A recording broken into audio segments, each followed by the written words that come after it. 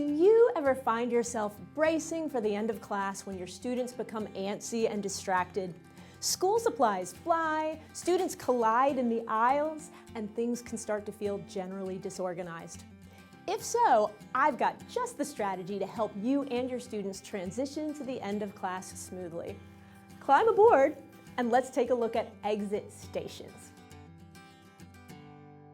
Exit stations are areas you set up in your classroom that create an organized system for end-of-class tasks. You can designate different stations for turning in work, sorting recyclables, returning books, or gathering personal items from cubbies. Add in whatever tasks your students typically need to complete at the end of the day. You can create posters to remind students of what happens at each particular station and where to head first depending on their group. Don't be afraid to have fun with it. I decided to go with a train theme for my class.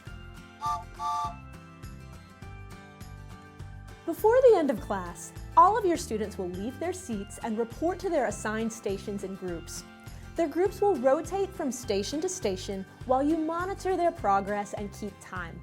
It's about that time for my class right now. How about we take a look at exit stations in action? Okay, class. It's almost time for us to end our day. Let's all board the Exit Express. Please go to your assigned stations with your group.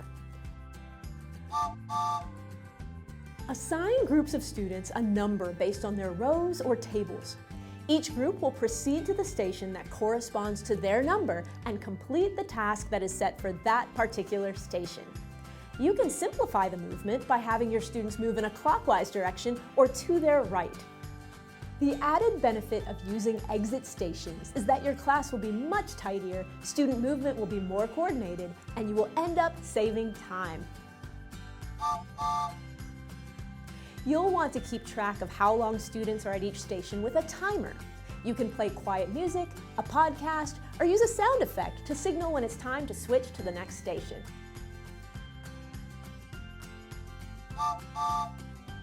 Your students don't have to be perfectly quiet during this activity, but be clear about your expectations regarding noise levels and behavior. You can make sure everyone's on the same page by rehearsing this procedure before doing it. Take note of how respectful and quiet your students are and make sure to offer praise. Thank you, Arthur and Clarice, for doing such a great job using your inside voices. Okay, class, it's time to go back to your desks.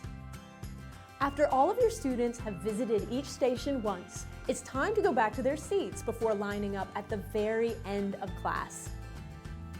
With end-of-class strategies like these, not only will you see a positive difference in your classroom, but you and your students will feel mentally prepared to jump into whatever activities you have planned next. Try out exit stations in your class to keep your students on the right track.